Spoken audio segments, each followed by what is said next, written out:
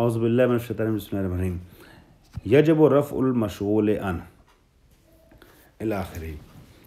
صفحہ نمبر 196 مسئلہ نمبر 155 ہم پڑھ رہے ہیں۔ ابھی ہم نے گزشتہ درس میں پڑھا تھا کہ منصوب کہاں کہاں پڑھنا ضروری باب اشتغال میں، اس میں مشغول عن کو۔ اب پڑھ رہے ہیں آج کہ کہاں مرفوع پڑھنا واجب ہے۔ پہلا مورد، 3 مورد بیان کر رہے ہیں۔ پہلا مورد یہ ہے کہ جب عامل جو ہے فعل متصرف ہو،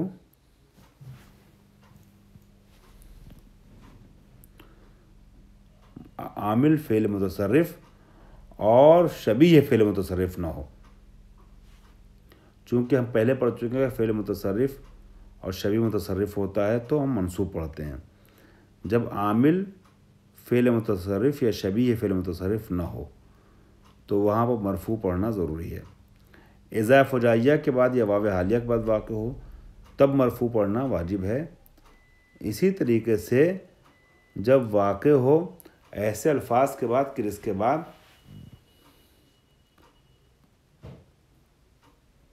جس کا ما بعد اس کے ما قبل پہ عمل نہیں کرتا، تو ان 3 صورتوں میں مرفوع پڑھنا ضروری ہو جاتا ہے۔ خوب، آئیے ہم ایک ایک کر کے دیکھتے ہیں متن سے۔ یجب رفع المشغول عن، مشغول عن کو مرفوع پڑھنا واجب ہے۔ کہاں؟ نمبر 1، اذا لم یکن العامل فعلا متصرفا ولا ما یشبہہ، کہ جب عامل فعل متصرف اور شبیہ فعل متصرف یعنی جو اوپر بتایا تھا اس میں فاعل اس میں مفعول وغیرہ ایسا نہ ہو۔ خوب، جیسے مثلا وہ فعل جامد سے ہو، فعل تفضیل وغیرہ اس ٹائپ کا کچھ ایسا ہو، صفت مشبہ سے ہو، تو ایسی صورت میں کیا کریں گے؟ مرفوع پڑھیں گے۔ جیسے امرن کانہ اسد، امرن کانہ اسد،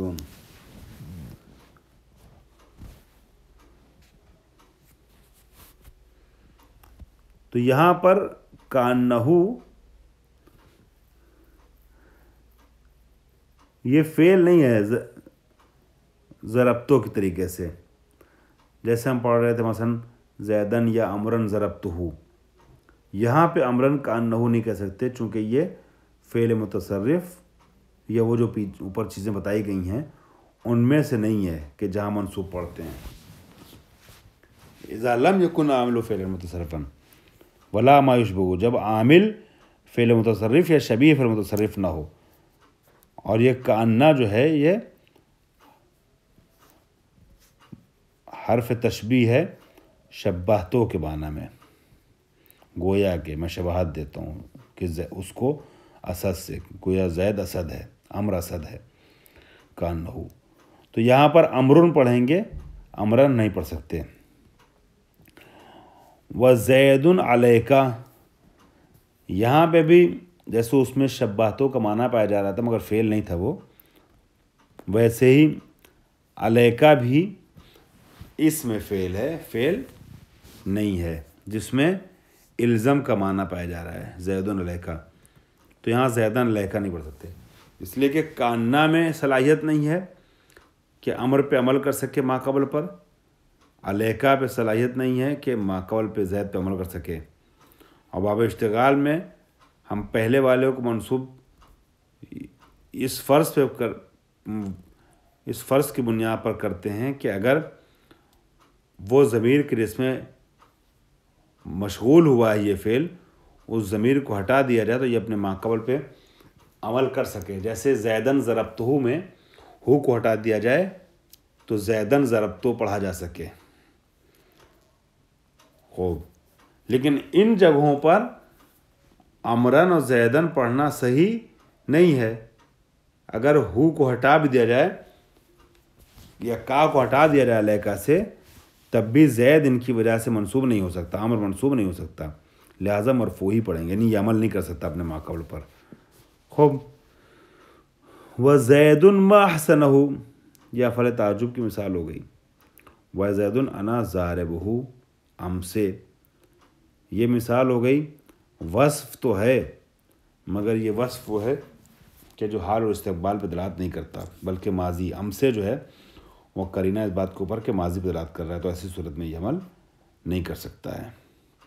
خوب، اس کی وضاحت اس نہیں کر رہا ہوں کہ ابھی اس ترم کے شروع میں آپ لوگوں نے اس میں فاعل کی بحث میں یہ ساری تفصیل پڑھ لی ہے، اس میں فاعل صفت مشبہ وغیرہ کچھ دنوں پہلے۔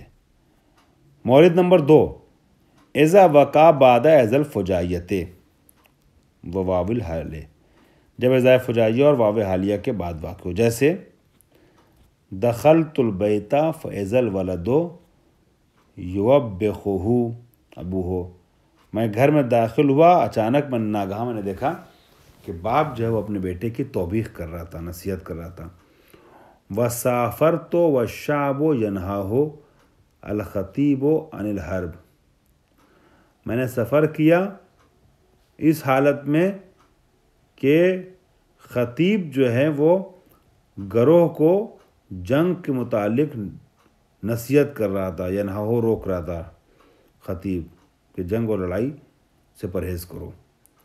تو سافرتو کے لیے یہاں پر جو ہے وہ فاعل کے لیے سافرتو کے حال ہے جملہ، اس حالت میں کہ خطیب ایسا کر رہا تھا، واو حالیہ۔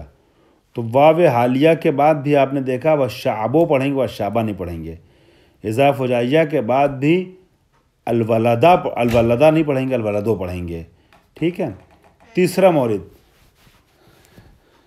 اذا وقع قبل الفاظ لا يعمل ما بعدها فی ما قبلها، جیسے اس میں بتایا تھا کہ ایسے کلمات کے بعد واقع ہو کہ جس کے بعد صرف اور صرف فعل آتا ہے، جیسے اداۃ شرط وغیرہ کے بعد، تو منصوب پڑھیں گے ہم۔ ویسے یہاں کہہ رہے ہیں کہ جب واقع ہو ایسے الفاظ سے پہلے، اذا وقع قبل الفاظ، ایسے الفاظ سے پہلے واقع ہو کہ لا يعمل ما بعدها فی ما قبلها، کہ جس میں اس کے ما بعد والا اس کے ما قبل پر عمل نہ کر سکتا ہو، تب بھی وہاں پر ہم مرفوع پڑھیں گے، منصوب نہیں پڑھ سکتے۔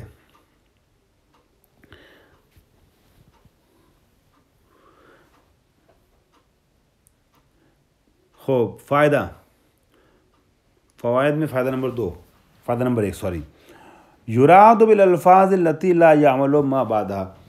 اب یہ والا جو جملہ ہے آخری والا مورد، یہ چونکہ کلیئر نہیں ہو سکا، واضح نہیں ہو سکا آپ کے لیے، تو صاحب کتاب اس کو ذرا سا واضح کر رہے ہیں کہ اس سے کیا مراد ہے، کہ اس وقت اسم مشغول کو مرفوع پڑھیں گے کہ جب وہ واقع ہو ایسے الفاظ سے پہلے کہ جن الفاظ کے بعد والا اس کے ما قبل پہ عمل نہیں کرتا۔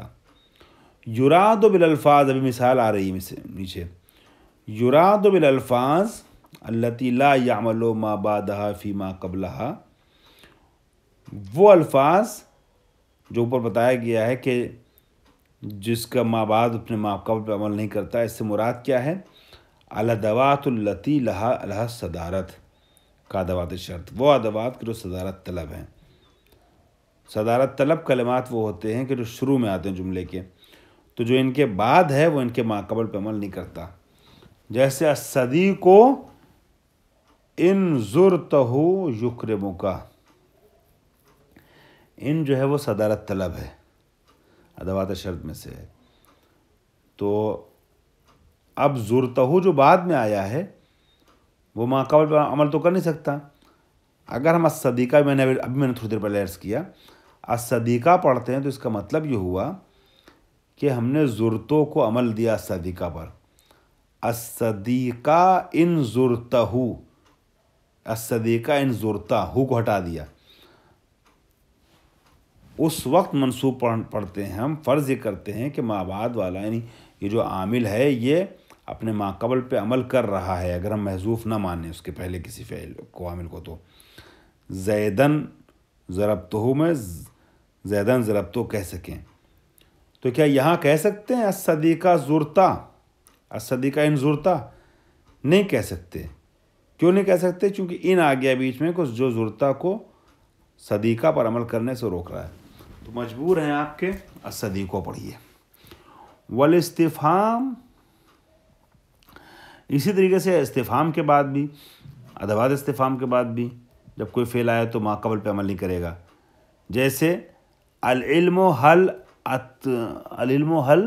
اتقنتہ، علم کیا تم نے اس کو اچھی سے مضبوطی سے پکڑ لیا ہے، تھام لیا ہے، اپنے دل میں بسا لیا ہے. تو یہاں العلم اگر پڑھیں گے تو گویا حل کے بعد والے نے اتقنتا نے عمل کیا ہے علم پر، جو صحیح نہیں ہے، لہٰذا علم ہی پڑھیں گے. وہ تہذیز، اسی طریقے سے تہذیز کے بعد بھی ہے ابو کا حلّا احترمتہ، ابا کا نہیں پڑھ سکتے. لام ابتدا کے بعد بھی ظاہر سی بات لام ابتدا شروع میں آتا ہے تو ما بعد والا اس کا ما قبل پہ کیسے عمل کر سکتا ہے جب یہ لام ابتدا ہے تو. جیسے الاستاذ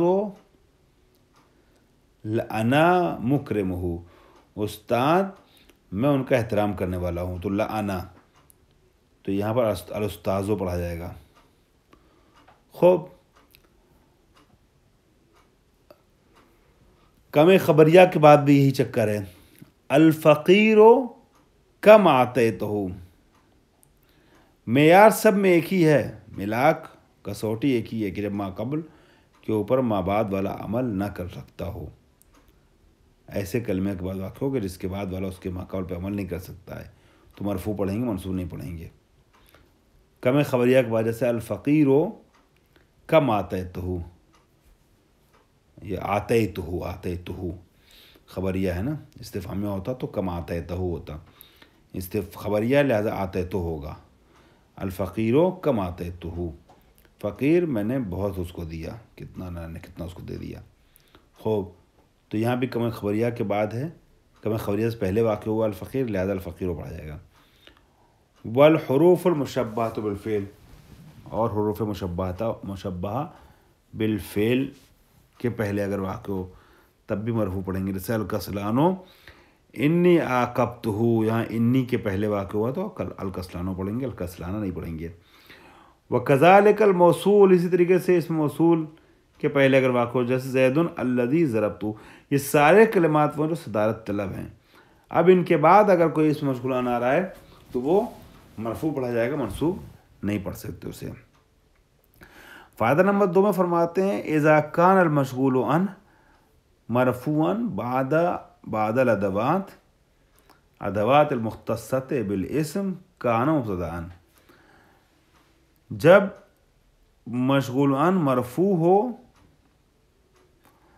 اور ادوات کے بعد واقع ہو، ایسے ادوات کے بعد جو مخصوص ہیں اسم سے، تو یہ اسم مشغول عن کیا کہلائے گا؟ مبتدا کہلائے گا، کان مبتدأ.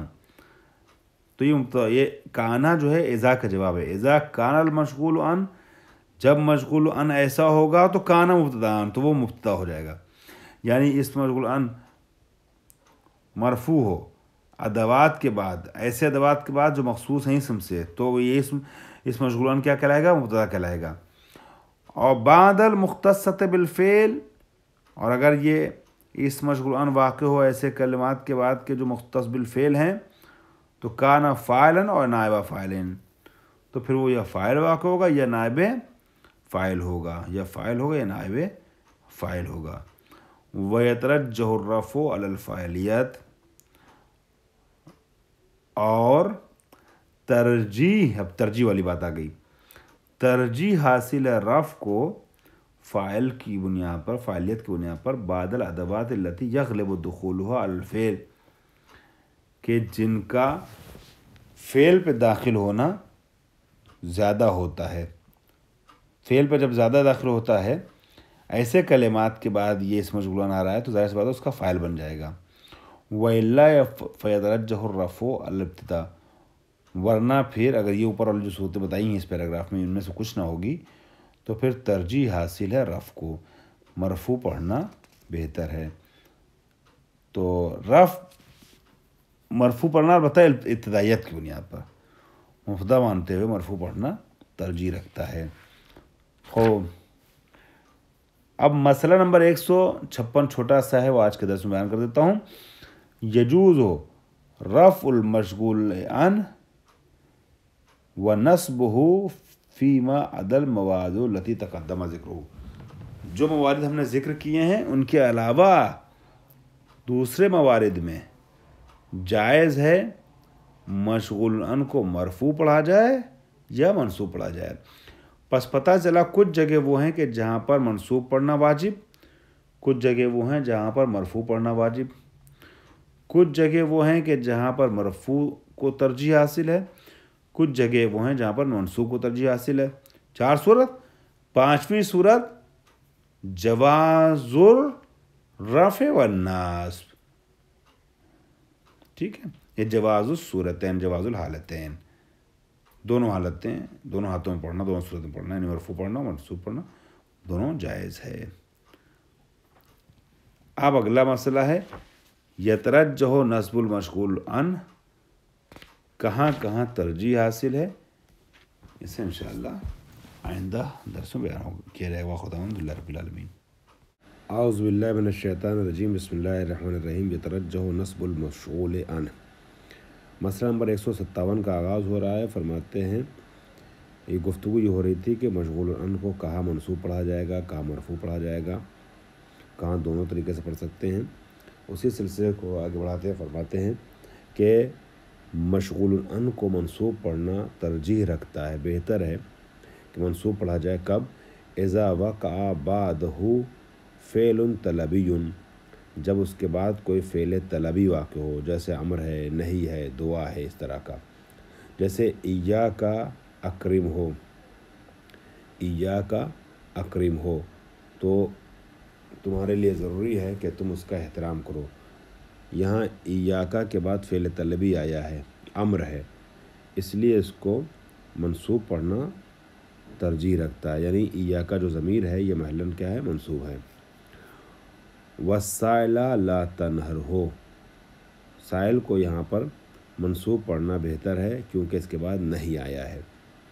وَأَخَاكَ وَفَّقَهُ اللَّهُ، وَأَخَاكَ وَفَّقَهُ اللَّهُ، تمہارا بھائی اس کو اللہ کامیاب فرمائے۔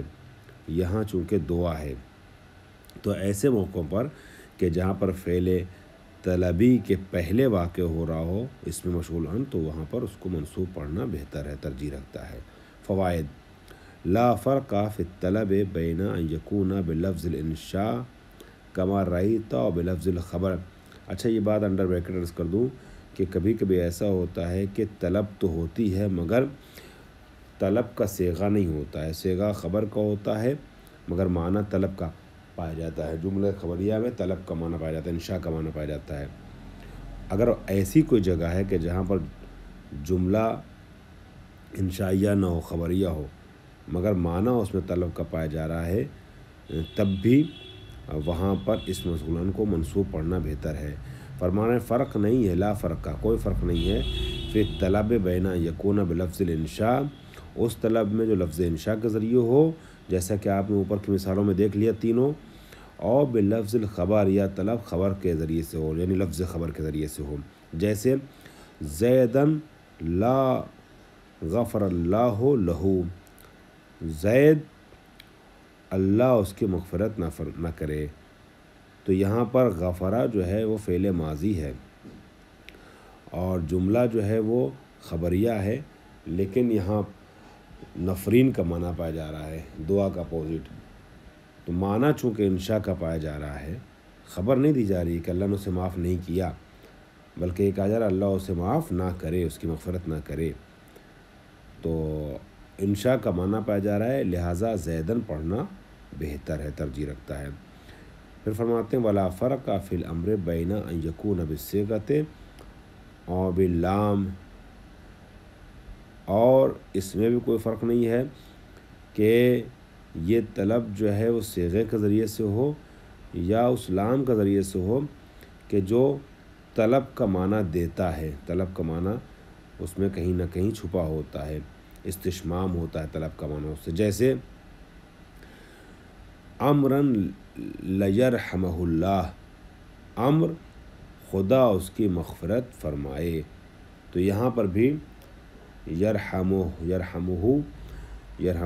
جملہ خبریہ ہے لیکن لام نے آ کر کے اسے انشائیہ بنا دیا، تو اس صورت میں امرن کو بھی منصوب پڑھا جائے گا۔ فائدہ نمبر 2 میں فرماتے ہیں اذا اقترن الفعل الطلبی بالفا، جب فعل طلبی فا کے ساتھ آئے، و تضمن الاسم، اور اسم اپنے اندر لیے ہو، شامل کیے ہو کس چیز کو؟ معنی شرط کا معنی اس اسم میں پایا جا رہا ہو۔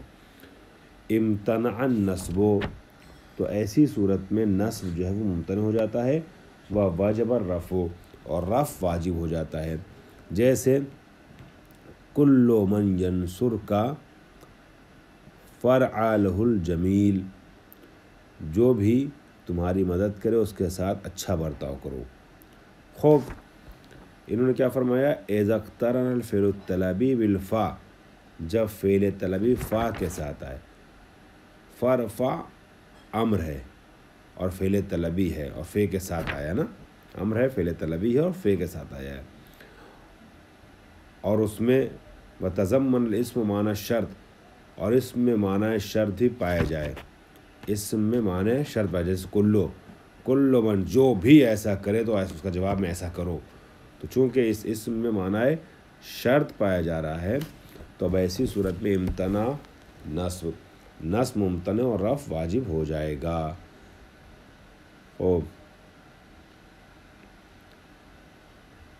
بلکہ کہا جائے گا کلو، کون سا اسم اپنے اندر معنی طلبی معنی شرط رکھتا ہو، وہی اسم جو اسم مشغول ہے، کل۔ تب یہاں کلا نہیں پڑھا جائے گا بلکہ کلو پڑھا جائے گا، کلو من ینصب، وجب الرفع۔ خوب،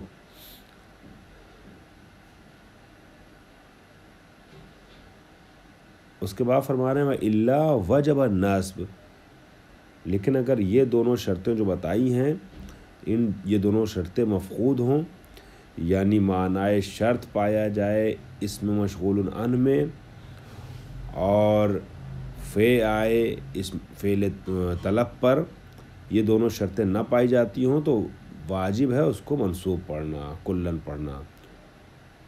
اگلا ایک نقطہ بیان کر رہے ہیں، اذا تقدمت ہو ادوات یغلب دخولها الفعل، جب مقدم ہو جائے اس اسم مشغول عن پر ایسا کوئی ادات، ان ادوات میں سے کوئی ادات مقدم ہو جائے کہ یغلب دخولها الفعل، کہ جو عام طور پہ فعل پہ داخل ہوتے ہیں، مثلاً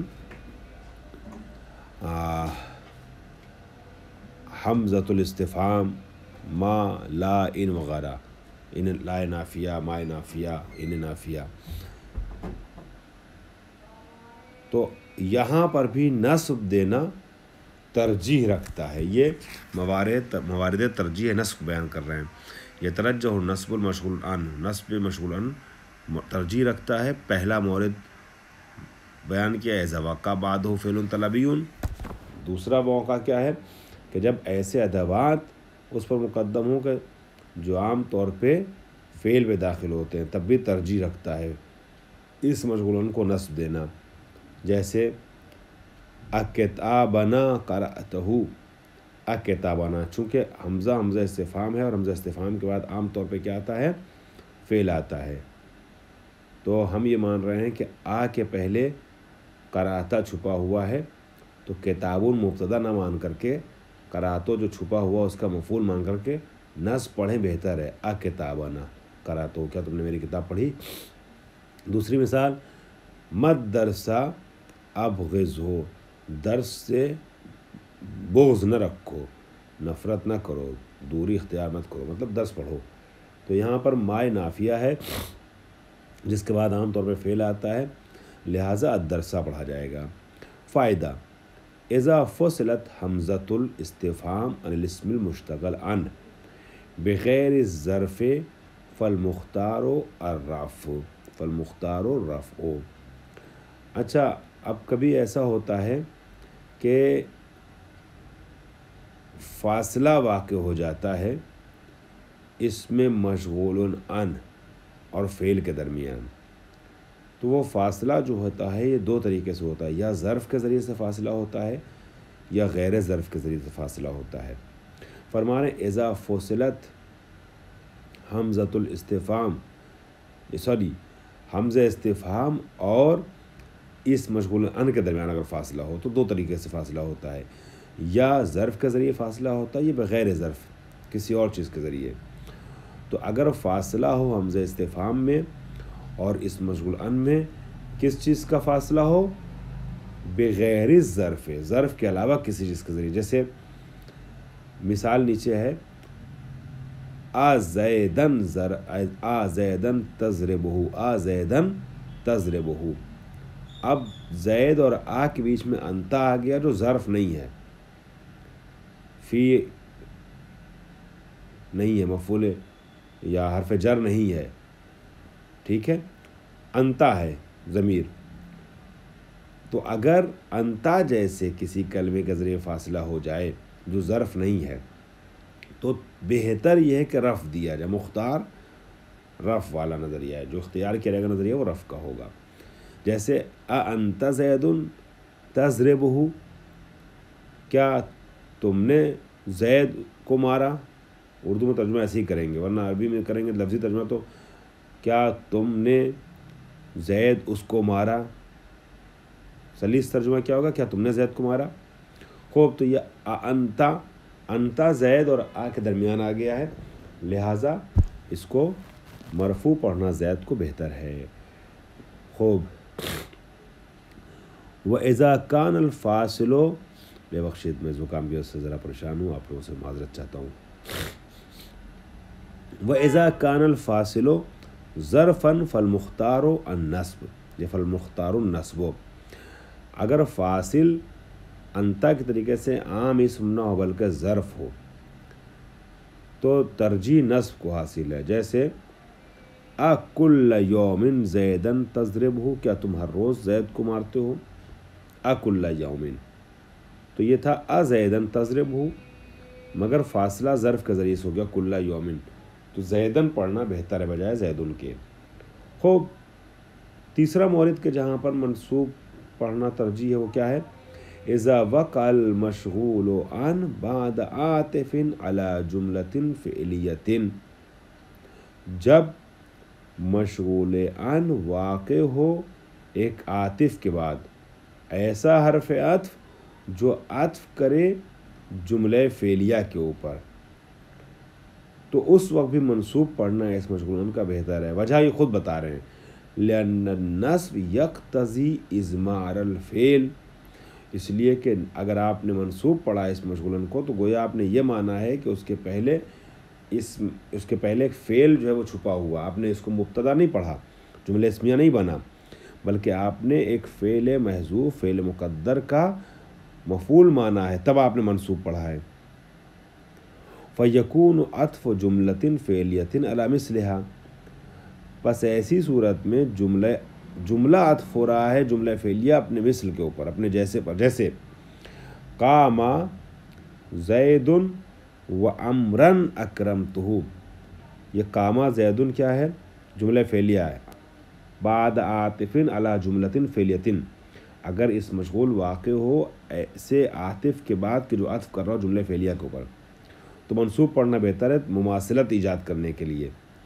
جیسے آپ نے اگر قام زید و امرن اکرمتہ میں امرن اکرمتہ پڑھا تو یہ ہو جائے گا مبتدا خبر، اور آپ نے جملہ اسمیہ کو فعلیہ پہ عطف کیا۔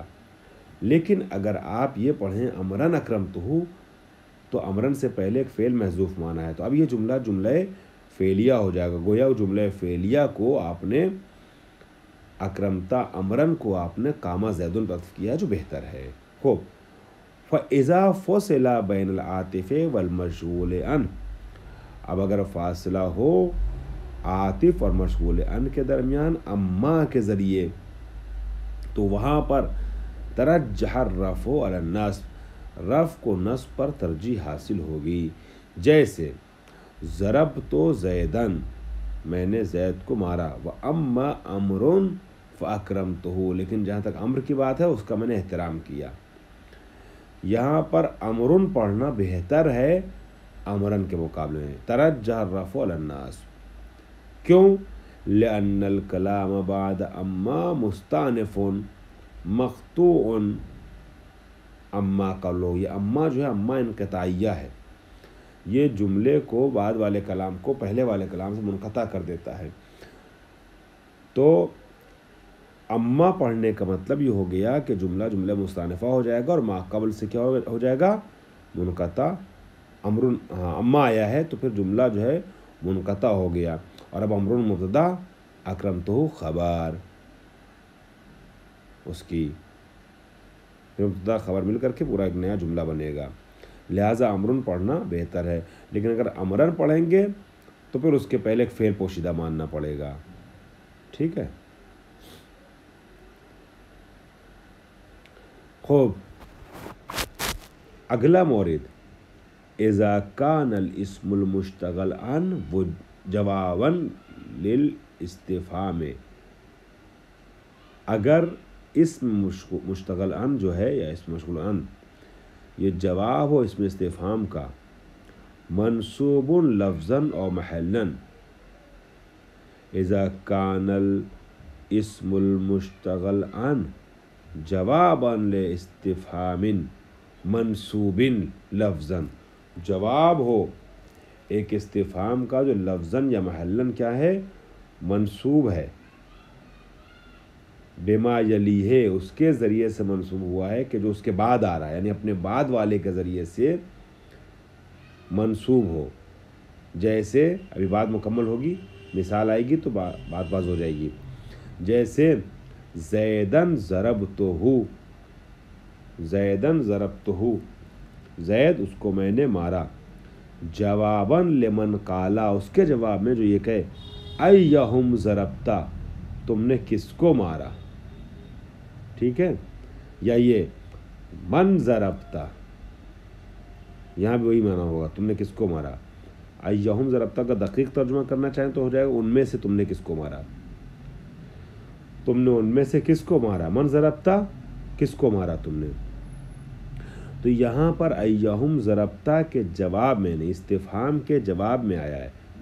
ٹھیک ہے. اور استفہام جو ہے وہ کس چیز کا طلب کر رہا ہے، کس چیز کو طلب کر رہا ہے، طلبگار کس چیز کا ہے؟ منصوب کو. ضربتا کا مفعول ڈھونڈ رہا ہے استفہام. ایہم ضربتا، من ضربتا تم نے کس کو مارا. تو اب اس کے جواب میں اگر ہم زیدن کہیں گے تو گویا ضربتا کا مفعول زیدن ہو رہا ہے. تو بہتر یہ ہے کہ ہم زیدن کہیں، نہیں ضربت زیدن، میں نے زید کو مارا. خوب. وَأَمَّا اِذَا كَانَ الْاِسْتِفْهَامُ مَرْفُوعًا فِي السُّؤَالِ. لیکن اگر استفہام یعنی جس کے بارے میں سوال کیا جا رہا ہے وہ سوال میں مرفوع ہو، مرفوع کے متعلق سوال ہو رہا ہو، فَيُرَجَّهُ الرَّفْعُ، فَيُرَجَّهُ الرَّفْعُ ترجیح حاصل رفع کو. جیسے زیدن ضربتہ آپ کہیں گے، فتقول بس آپ کہیں گے زیدن ضربتہ کس کے جواب میں؟ جواباً لمن قال اس کے جواب میں جو کہے ایہم ضربتہ، ایہم ضربت. ایو مرفوع پڑھا آپ نے، تو جب آپ نے ایہم خود مرفوع بنا کے پڑھا، مبتدا بنا کر کے ایو کو، ایہم ضربتہ ان میں سے کون ہے جس کو تم نے مارا. ٹھیک ہے. تو اب ایہم کے جب جواب میں آپ کہیں گے تو زیدن ضربتہ نہیں کہیں گے بلکہ کہیں گے زیدن ضربتہ. خوب. لأن حکم الجواب ان ينطبق على السؤال، چونکہ جواب کا حکم یہ ہے کہ وہ مطابقت کرے سوال سے. اگلا مسئلہ اس سلسلے کا آخری مسئلہ یترجح رفع المشغول عن اذا لم یکن ما یوجب الرفع او النصب. فرما رہے ہیں کہ جہاں پر کوئی ایسی چیز نہ پائی جا رہی ہو کہ جو نصب کو واجب کرے یا رفع کو واجب کرے تو رفع کو ترجیح حاصل ہے. ٹھیک ہے. نہ سبب وجوب رفع ہو، نہ سبب وجوب نصب ہو، نہ سبب ترجیح نصب ہو. تو جب یہ تینوں چیزیں نہ ہوں، باعث وجوب رفع، باعث وجوب نصب، باعث ترجیح نصب، تو پھر ترجیح کس کو حاصل ہوگی؟ رفع کو حاصل ہوگی. جیسے زید اخوک رأیتہ، زید اخوک रअयतहु ज़ैद, नहीं सॉरी मैंने ज़ैद कहाँ से पढ़ दिया, नहवु अखूका रअयतहु, तुम्हारा भाई उसको मैंने देखा। तो यहाँ पर कोई भी ऐसी चीज़ नहीं है आ वगैरह कि जिसकी वजह से नस पढ़ा जाए, कोई ऐसी चीज़ नहीं है जिसके बाद जैसे एज़ा वगैरह जिसके बाद रफ़ पढ़ना वाजिब है। तरजीहात मुरज्जिहात नस में से भी कोई चीज़ जिक्र नहीं हुई है कि जिसके बाद अखू का वाक़ हुआ हो। तो सिंपल सा सादा का सा डायरेक्टली बग़ैर किसी माक़बल के हमराहियत के माहियत और हमराही के अखू का आया है। तो यहाँ पर तरजीह हासिल है रफ़ को। कोई ऐसी चीज़ के पहले आ जाती कि जो सबब नस या सबब रफ़ बनती, वजूब रफ़ का सबब बनती तो अलग बात थी। कोई ऐसी चीज़ नहीं है, लिहाजा अखू का रअयतहु रफ़ पढ़ना तरजीह रखता है। हो अल्हम्दुलिल्लाह एक अहम मौजू और अहम दर्स इश्तिगाल के मुतालिक पाए इख्तिताम को पहुँचा। उम्मीद करता हूँ कि हमारे तमाम मुखातबीन आप सारे बरादरान ख़ाहरान अच्छे से मुआयसा करेंगे आपस में और इंशाअल्लाह दर्स को हल करते हुए आगे बढ़ेंगे और तमरीन करेंगे। तमरीन में पहली तमरीन उन्होंने जो फरमाया है मैं ज़रा से इशारा कर दूँ, वो क्या है, शक्लिल मशगूल अन, शक्लिल मशगूल अन वज़कुरिल बाइसा फ़ी शक्लिही। आप एराब डालिए मफ़ूल अन पर और उस एराब की सबब को बयान कीजिए। एराब डालिए, एराब डालिए और एराब डालिए और उस पे जो है वो आप वजह एराब को बयान कीजिए। खूब, उसके बाद यानी अगर आपने मरफू पढ़ा है तो क्यों पढ़ा है, अगर आपने मंसूब पढ़ा है तो क्यों पढ़ा है। खूब, इनित तालिबा अकरहतहु अला तहम्मुल मा ला ताक़त लहू बिही ला यल्बिसु तवीलन हत्ता तब्दु फ़ीहि आराज़ुस सुक़म। अगर तालिब इल्म को मजबूर करो उस चीज़ को अंजाम देने के लिए जिसकी अंजाम दही की ताकत उसके अंदर नहीं है, तो वो ज़्यादा लंबे वक्त तक नहीं रह सकता है, यहाँ तक कि उसके अंदर बीमारी और ज़ाफ़ के आसार नमूदार हो जाएंगे। तो इन जो है चूँकि वो है इन्हें शर्तिया है, इन्हें तालिबा अकरहतहु, तो इन फ़ेल पर आता है ना। और अब उसके बाद गोया तालिब के पहले एक फ़ेल को मुक़द्दर मानना वाजिब है, लिहाजा इन्हें तालिबों नहीं पढ़ेंगे बल्कि इन्हें तालिबा पढ़ेंगे, उस फ़ेल मुक़द्दर का मफ़ूल मानते हुए। खूब,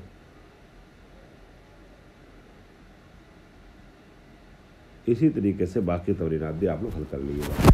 वाखिर अल्हम्दुलिल्लाह रब्बिल आलमीन। अगले जलसे में अगर याद रहा तो शायद तमरीन नंबर 72 जो है वो पेश कर दूँ। आज का वक्त ख़त्म हो गया है। इल्तिमास दुआ, खुदा हाफ़िज़। आऊज़ु बिल्लाहि मिनश शैतानिर